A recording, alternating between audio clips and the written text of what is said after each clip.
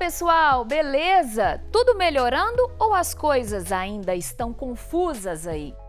Os meses de isolamento social por causa da pandemia da Covid-19 cobraram um preço alto para muita gente, né? Muitas vezes ele vai para o mundo virtual e esquece até da família. Foi uma condição que alguns pais encontraram, sem dúvida, mas já está na hora da gente virar esse jogo. A quantidade de pessoas que curtem a sua foto, a sua postagem, isso demanda o seu nível de popularidade, que reproduz o seu nível de aceitação para a sociedade, que diz quão legal você é. Muitas vezes é um alento emocional, mas ele precisa de alguém próximo. O programa de hoje discute o uso saudável da internet e caminhos para você ter boas referências e diálogos produtivos no ambiente virtual. É importante nos policiarmos para que a nossa moral e a nossa relação de locutor para interlocutor seja uma relação saudável. Se a internet abre um mundo de possibilidades, como fazer esse rolê com a cabeça boa? Priorizar a sua saúde mental deve estar em primeiro lugar. E usar a tecnologia a seu favor é mais importante ainda. O mundo real, ele deve prevalecer. Se não prevalece, o real pede a conta. Aqui a orientação é saúde mental, é geração.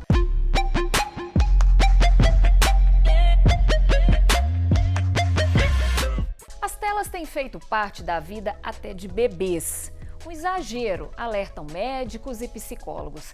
A gente começa o programa com algumas características desta geração dos nativos digitais que precisam de atenção. Estamos ainda desenvolvendo pesquisas, mas já estamos percebendo no nosso consultório uma demanda muito grande de crianças cada vez mais agressivas, irritadas, com dificuldades, alterações comportamentais, deprimidas, ansiosas, transtornos de aprendizagem, e quando a gente faz uma relação, a gente percebe o quê? Tem um uso de tela muito frequente naquela residência, muito frequente. E a maior dificuldade é a gente conseguir, expor para os pais todo esse contexto para que eles compreendam que o jogo, a dependência, ela é um vício. Eu não posso permitir que meu filho usufrua disso, e eu vou ter que falar não para ele. A galera que participa dos debates sobre saúde mental dentro do projeto de formação cidadã e política Parlamento Jovem de Minas já está mais ligada. É preciso diminuir o tempo nas redes e tomar cuidado com os conteúdos.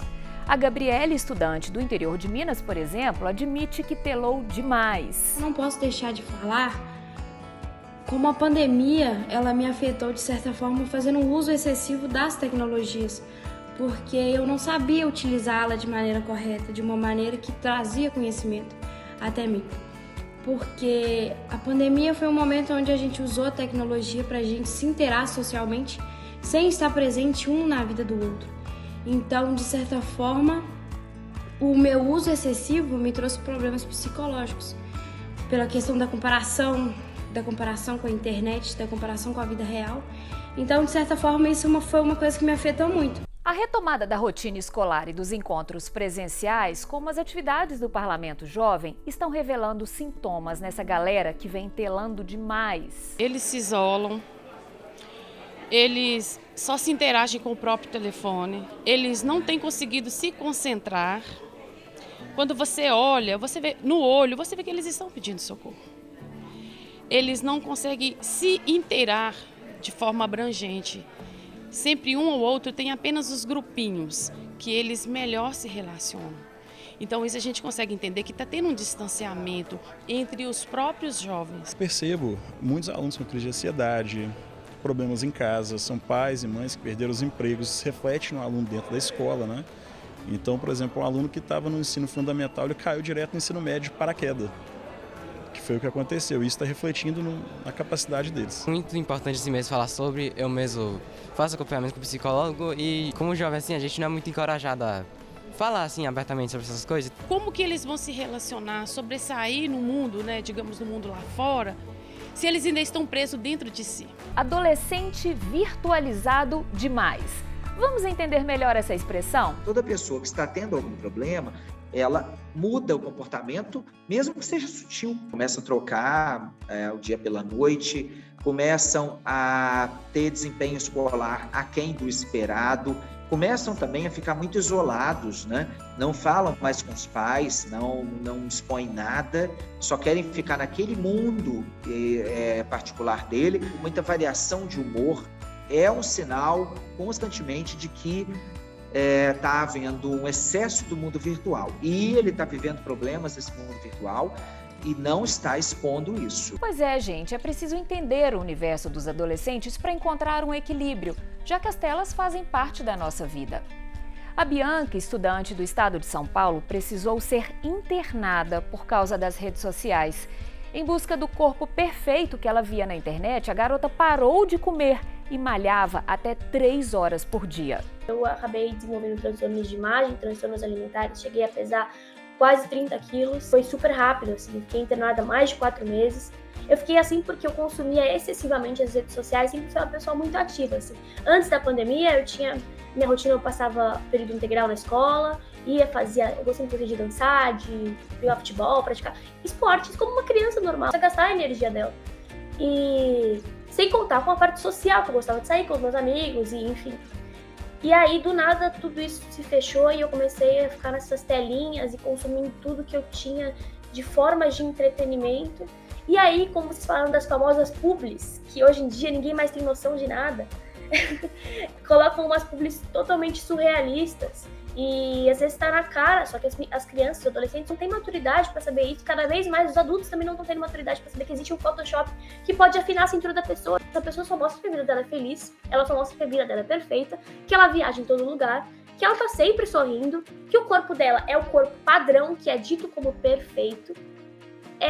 E por que eu não sou assim também? O que eu posso fazer para ser igual? Enquanto eu estou na minha casa chorando, tendo problema particular, problema financeiro, problema emocional, não é possível que eu estou errado. E aí começa um zoom na tua cabeça, e principalmente quando você dá informação no teu cérebro, que você não tem 100% do cérebro da parte cognitiva funcionando genuinamente. Eu tenho mais seguidores. Não, eu tenho tantos seguidores, meu vídeo bateu tantas visualizações. Isso deixa a pessoa mais popular, deixa a pessoa mais legal. Hoje a gente vê, isso é legal. A pessoa mais legal por ela ter mais números. As redes sociais estão cheias de armadilhas. Ainda mais para adolescentes que estão formando a personalidade. As pessoas, elas se enganam muito, né? Elas acham que o desejo do outro é o desejo dela.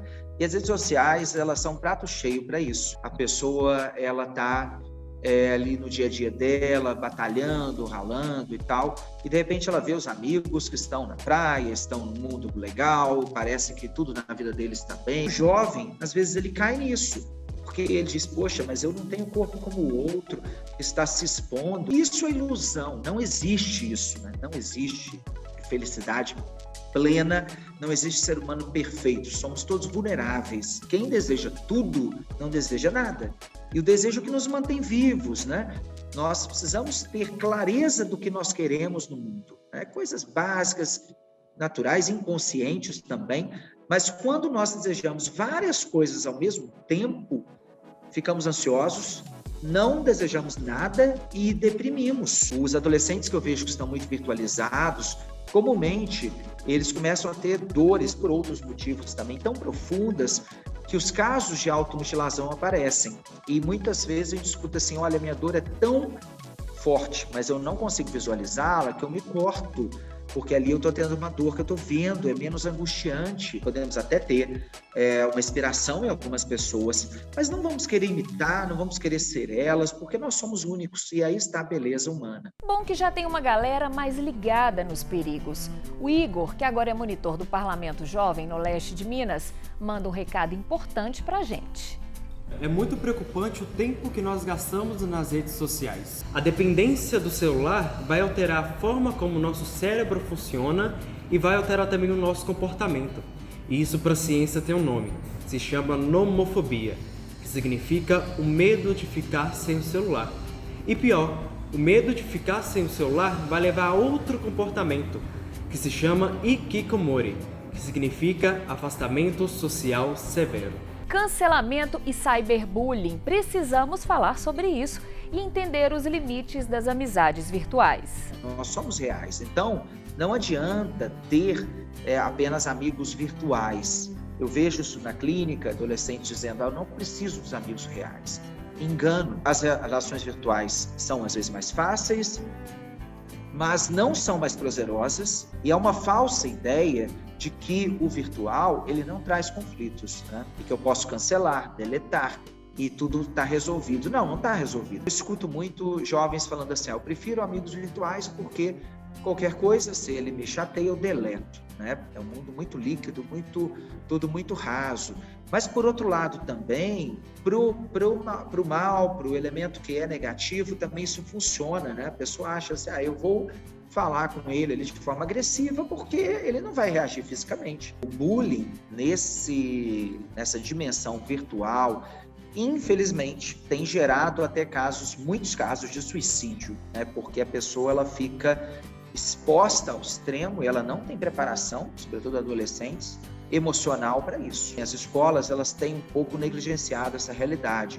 Elas se preocuparam nos últimos anos no bullying presencial, mas elas precisam também entender que esse bullying continua.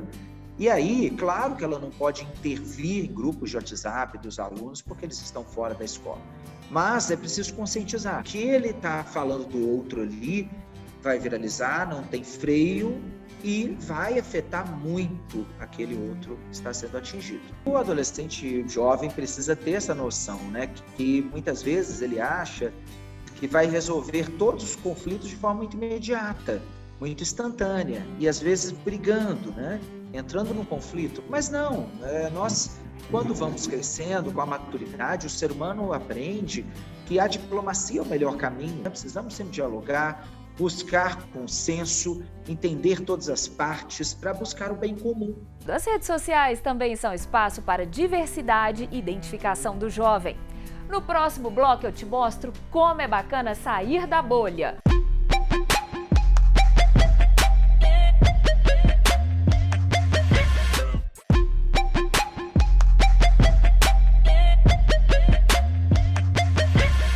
Geração de volta, agora eu te mostro exemplos de coisas bacanas que acontecem na internet. A pandemia levou muita gente para as telas, para estudar, como opção de lazer, para interagir com os amigos. De certa forma, isso ensinou aos jovens a usar melhor as ferramentas tecnológicas. Eu, por exemplo, uso o aparelho celular constantemente. Ele meio que hoje se tornou o meu instrumento de trabalho. Então, obrigatoriamente, eu tenho que estar conectado a ele. Mas, no isolamento social da Covid-19, eu fiquei totalmente à mercê das redes sociais. E isso é um problema muito grande, porque além de aumentar o nível de sedentarismo, a longo prazo nós podemos ter problema de visão e de postura. Só que eu paro para analisar e percebo que hoje eu consigo separar minha rotina de uma forma saudável. O acesso às tecnologias de informação e comunicação que tanto facilitam a nossa vida é um direito do jovem. Vocês têm um estatuto, ele é de 2013, né? E nele falam todos os direitos que as juventudes têm e todas as obrigações do poder público para com as juventudes, né? E aí eu cheguei aqui no artigo 26, o jovem tem direito à comunicação e à livre expressão, à produção de conteúdo individual e colaborativo e ao acesso às tecnologias de informação e comunicação. Mas o Estatuto também não diz das restrições. Quer dizer, o Estatuto não diz como que essas tecnologias deverão lidar com os jovens. A gente não deve demonizar as tecnologias, os meios de comunicação, a gente tem que tomar muito cuidado com isso, até porque, assim, a comunicação, ela é um dos alicerces da democracia, né? Assim, poder falar e poder escutar as pessoas, além de ser um prazer, né? É o que nos move, assim, é o que nos faz sair do lugar. No parágrafo 2, já vai falar de promover a inclusão digital dos jovens por meio do acesso às novas tecnologias de informação e comunicação. Então, a nova sempre vai ser nova. Qualquer tecnologia que surgir, né, o Estado está comprometido a promover o acesso da juventude àquela tecnologia. Bom conteúdo e tempo adequado de acesso são caminho, porque tela demais afeta os olhos, a postura. Por isso, pediatras e autoridades de saúde recomendam assim. Até os 2 anos, nem é indicado dar celular e tablet. Até os 5 anos de idade, liberar 1 horinha, sempre com adulto de olho. De 6 a 10 anos, até 2 horas por dia e também com supervisão. e de 11 a 18 anos, internet e jogos liberados por até 3 horas, com o responsável tendo acesso à atividade. É preciso que os pais eles parem com a ideia só de que, por exemplo, jogos virtuais são ruins, que jogos virtuais não levam a nada. Tem jogos espetaculares que desenvolvem habilidades cognitivas e tal, criatividade. É preciso que os pais entendam, olha, vamos ver o que é esse jogo, vamos ver, veja em YouTube, veja em vídeos explicativos, converse para que entenda um pouco aquele momento do seu filho, né? O mundo real, sem manipulações, também está nas redes e pode romper padrões. A gente tem que parar de se comparar, de cair em padrões. Mas os padrões são realmente muito violentos, né? Então, se as pessoas não têm o corpo ideal, não têm o corpo perfeito, elas se culpam. Mas a internet também tem feito um caminho contrário. Pessoas que não têm esse padrão também estão viralizando. Um ponto muito positivo das redes sociais é esse mundo mais plural, você poder se identificar com outros modos de vida. Você pode entender hoje que o mundo não é só aquele limite físico que nós vivemos. Nós temos um mundo expandido e, por outro lado, também nós podemos ter muitas ideias. Hoje, o jovem ele pode ter uma iniciativa, seja de estudo, de trabalho, seja do seu hobby, ele pode divulgar, ele pode viralizar aquela ideia nova. Um outro lado bom é que as pessoas podem entender mais de universos, por exemplo, de mercado de trabalho, profissões, ideias, inovações pelas redes. Muitas vezes a pessoa estaria limitada também pelo seu meio e com as redes ela pode imaginar situações diferentes, ter inspiração, conhecimento também. Bons conteúdos para estudar e conhecer mais sobre a vida também estão lá. As redes possibilitam muitas conexões positivas. A internet, ela traz inúmeros benefícios.